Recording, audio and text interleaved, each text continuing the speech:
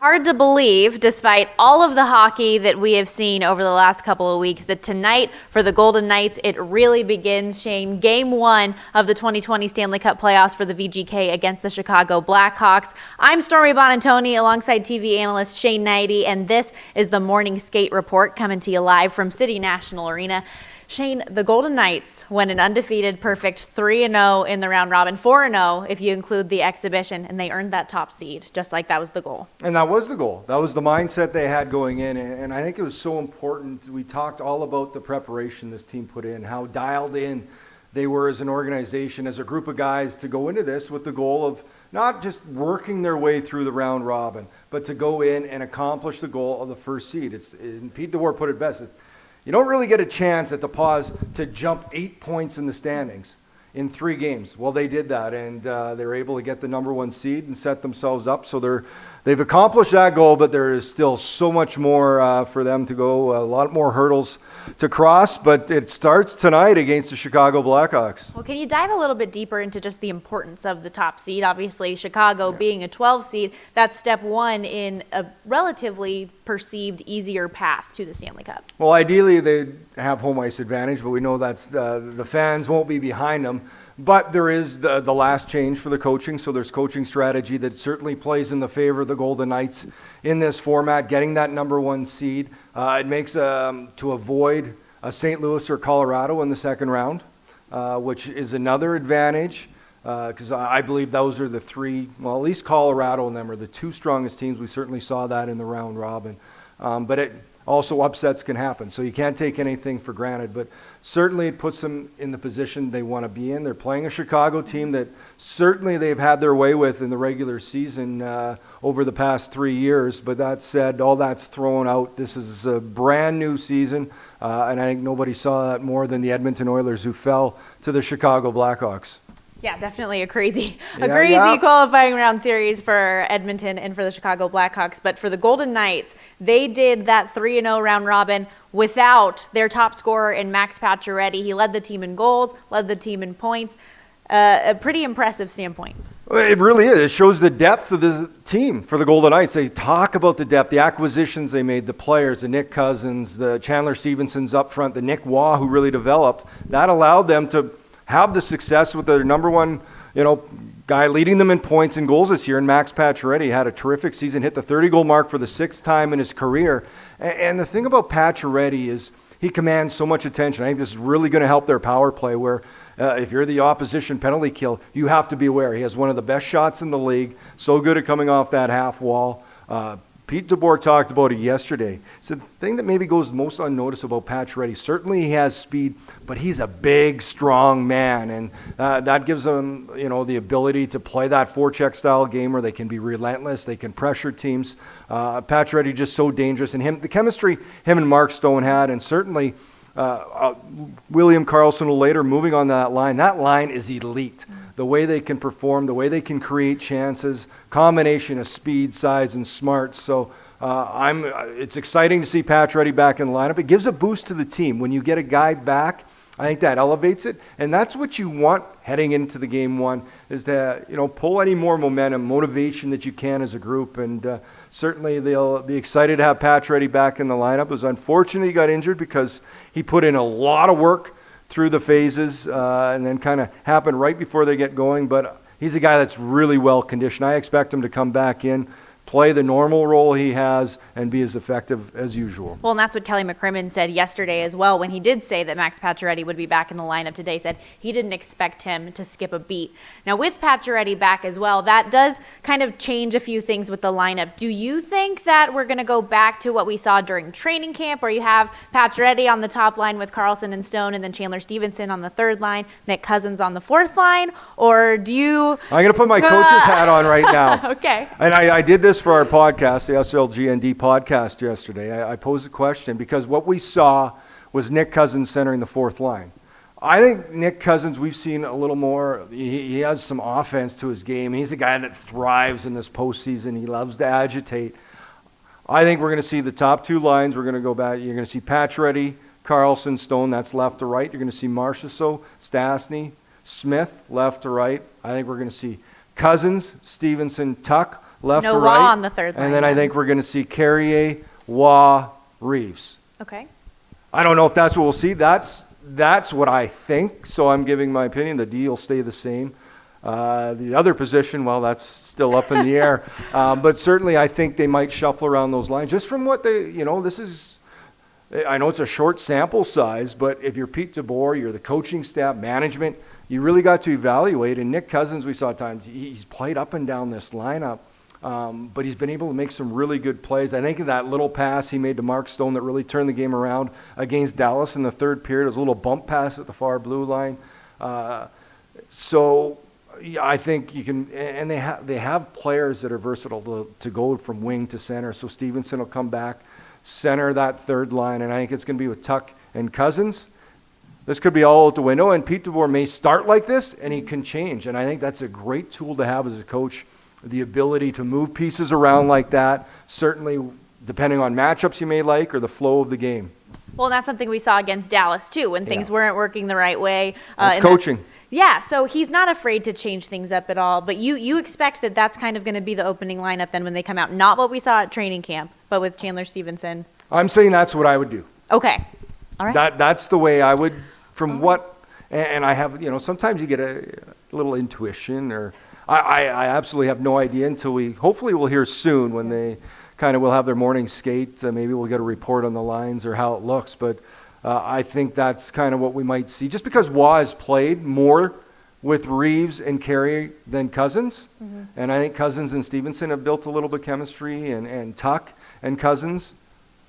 But we'll see. Well, and hopefully out of that morning skate, as you alluded to just a moment ago, we will find out who the starting goaltender will be, whether it's Robin Lehner or Marc-Andre Fleury. Do you agree with me, or do you think it's going to be different? You're going to go back to the... I don't know. I don't know. Do we put a wager down? Okay, I should get something out of this if I'm right. I'll say that he's going to go with the lines from training camp, and we'll see. Okay. But, I mean, what are our wagers? Like ice cream or something? Mint chocolate chip. That's what I like. It's the worst. Anyways, goaltenders. Pete DeBoer, as I said, has not yet announced who will be starting today. So I'm not going to ask you, who do you think it will be, whether it's Robin Lehner or Marc-Andre Fleury. But, I guess, do you have a sixth sense about it, perhaps? I have absolutely Which way you think no he idea. might go? But there's no wrong answer. Right. You can go either way on this. I mean, you look at Marc-Andre Fleury, certainly his experience. You're talking about a goalie that's, one win away in playoffs from tying sixth all-time with Ken Dryden. He's a guy that's been to 5 Stanley Cup finals. He's won 3 Stanley Cups. He knows how to rise to the occasion. But then you got Robin Lehner, not as much experience, but a big body. The thing I like about this, if I'm a coach, if I'm Pete DeBoer, is you have 2 completely different styles in net. So maybe you're going to go in the rotation and see which one you think matches up best against the Chicago Blackhawks. Lehner and Fleury have been in a straight rotation since Lehner came to the Golden Knights. Both goalies are number 1 goalies. They both have the ability to steal games. I think the players in front are confident in either guy taking the net. And whoever starts this game doesn't necessarily going to be the guy all the way through. I think we're going to see both goalies, and you're going to need them both, certainly when it comes to Saturday, Sunday, when they go into a back-to-back situation in playoffs. But yeah, Lehner has certainly come in, and he's been everything as advertised when they traded for him, made that deal against the Chicago Blackhawks, who thought they weren't going to be in a playoff position at the time, but now here they are up against the Golden Knights, and wouldn't it be a story if Lehner gets to start against his former team? Well, and so that's kind of where I want to go here is with Robin, knowing the Blackhawks as well as he does, is that give him an upper hand to maybe get the starting role, that maybe he does have a little bit of advantage knowing these guys so well and knowing their shots? But they could also know him better. That's very true. That's the flip side of it. I don't think that matters. You go in, you perform, and game situation's different than a practice for these guys. But he would understand the shooters. He'd understand those guys. But Marc-Andre Fleury has been in the league and had so much success, certainly with the Golden Knights against Chicago, where they've really dominated them in the regular season.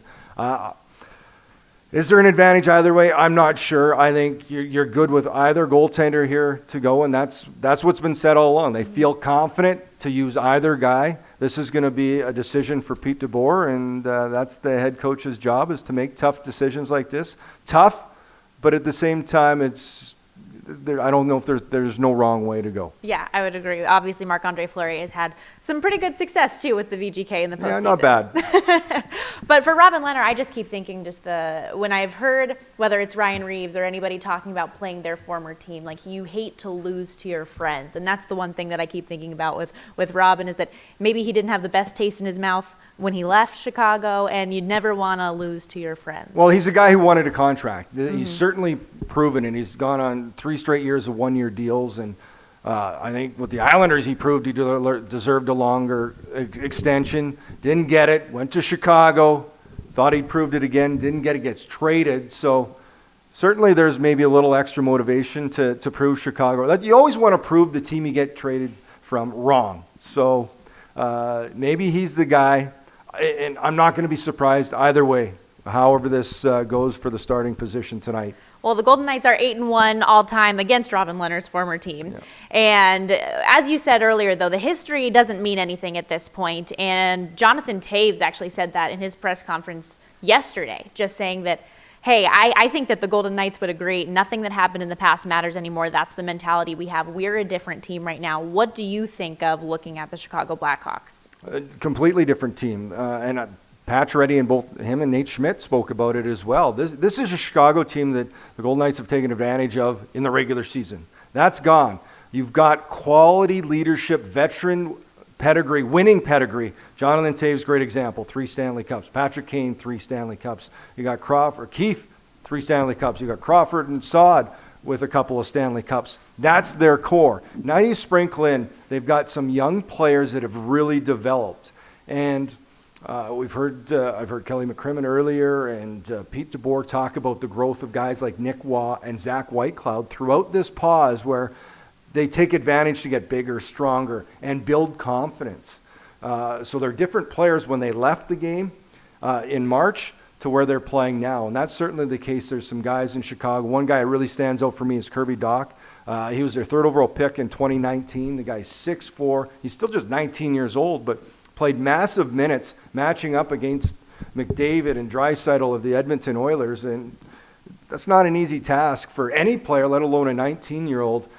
He's grown. He's bigger, stronger. They have a guy named Kubalik who scored 30 goals for him this year as a rookie. He's a little older. He's 24 years old, but more confidence. So these young players in this crucial time feed off the experience of the Toews, the Kanes, the Keiths, and that allows them to grow. They build the confidence. Kubalik was outstanding, had a 5-point game in the opening game against the Edmonton Oilers. Also scored the game winner in the elimination game. That's right, game 4, he had the game winner. Jonathan Toews looks renewed. And there was a big argument before where the young teams, and Chicago's a young team, but they felt the young teams would have fresh legs. I think it's more beneficial to the guys like Toews and Keith, the older players that had this pause.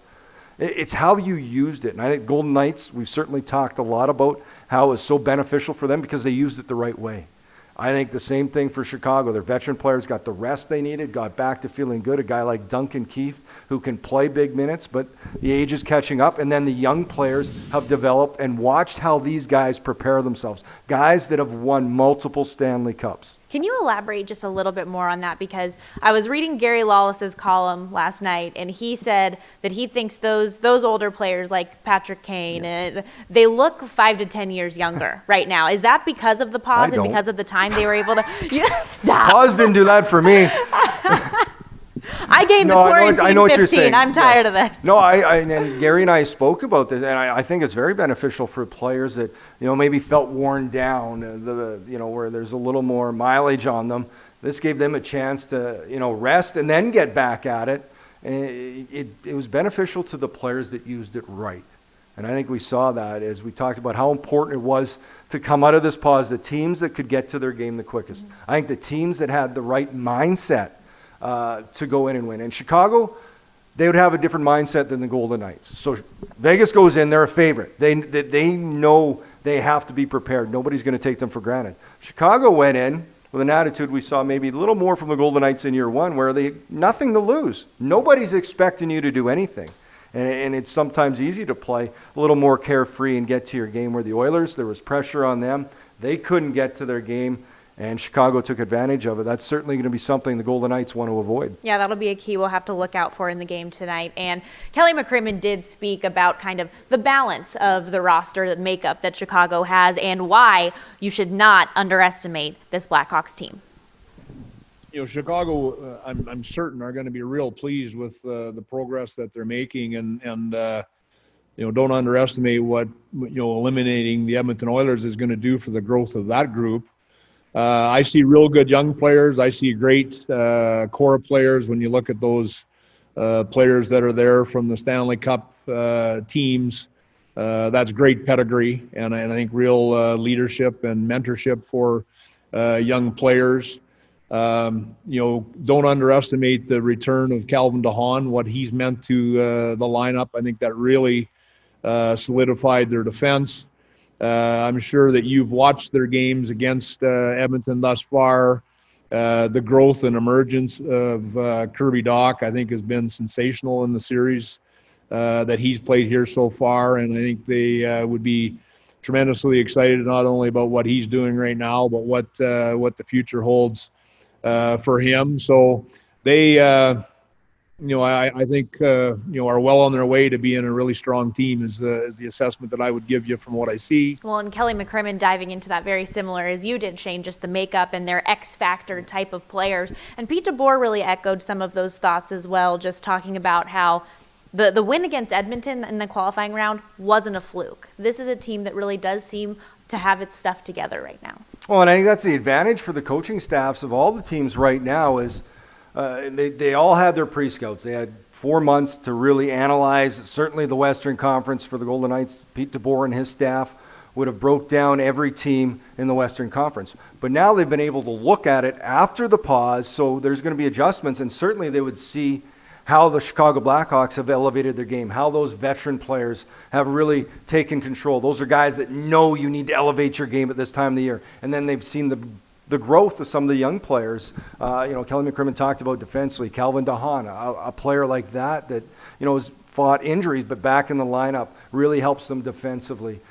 So there's all these things they've been able to watch, which is kind of unique, where you're watching games all day, every day, and Chicago playing. They've not only been scouted throughout the pause by the Golden Knights, now they've been scouted in that 4-game win against the Oilers. So certainly they're able to see the contrast and maybe the advancements in the Blackhawks game, and now they can make their adjustments. So I know that this is a new season in a lot of sense, but do you think that the way that Chicago was playing going into the pause has any carryover as well? They won 5 of their last 7 before the pause, and I think that we saw that for the Golden Knights, who were playing really well before the pause as well. Some of that, I don't know if you would want to call it momentum, but some of whatever they were getting at that point really propelled them to want to do well in the pause and to get fit and to have that type of shape coming into the next set of games. I think it did probably more for the young players, for confidence. I think there's so much time between it. It's always good to go into anything with momentum, but I think over a certain period of time that kind of gets lost, so you have to kind of, right from the start, begin again. But I guess fresh in your mind, it's never a bad thing to have a winning streak. I think especially Chicago, a young team like that had made some moves and kind of had settled at that time with the fact that they weren't going to be a playoff team. Mm-hmm. And when you're not a playoff team and you're a young player, you're playing for a job. There's always something to play for. And Chicago was able to do that, as you mentioned. They had some success, and maybe that helped them coming into this as the underdog. But I think all the preparation kind of went away. It was a matter of getting back to your game through the phases, as it went along to make sure you're the most prepared you could be. And I think it really speaks more to the veteran leadership group that Chicago has there, the guys that know about how to win at this time of the year. And I think it was important for the Golden Knights. Pete DeBoer's talked a lot about the leadership they had, and the accountability is where it starts within that room. You can hear the GM and the coach tell you got to work out, you got to put in the extra work. But when it comes from a teammate, there's so much more value to that. Golden Knights did it, and I guarantee you Jonathan Taves and that group there made sure that message was sent to the players of the Chicago Blackhawks. So I've gotten some mixed reviews in talking to Pete DeBoer and in talking to a couple of our Golden Knights players about the level of intensity perhaps changing. Pete DeBoer said that when you are in a situation or a series now where you are facing elimination, there is maybe a little bit of that extra added fight or whatever you want to call it. But a lot of the players said, we had that mentality coming into the round robin, and that's kind of what we're sticking to. I don't think it's a flip of a switch or something different. What do you think it is? Is there more to play for now that you are facing elimination in a series? Well, I think the approach is, but I think naturally the adrenaline's going to jump. There's going to be a boost here for them, recognizing, okay, we're into round one. There was if they lost any of those round robin games, nothing happens. They're still going to round one. Now games have a lot more importance. I think the players kind of want to maintain that they're going to be calm, but it's good to hear the coach. He's going to expect these guys. The message he even said, I think game one is important. We do not want to give Chicago any life. We want to try and take over that game early, which I think is very important to do. Goes back to the talk we heard from all the coaches heading into this qualifying round and round robin. The teams that get to their game the quickest would have the most success. And I think for Vegas, that was certainly the case. Why wouldn't you want to carry that over here in this game one against Chicago?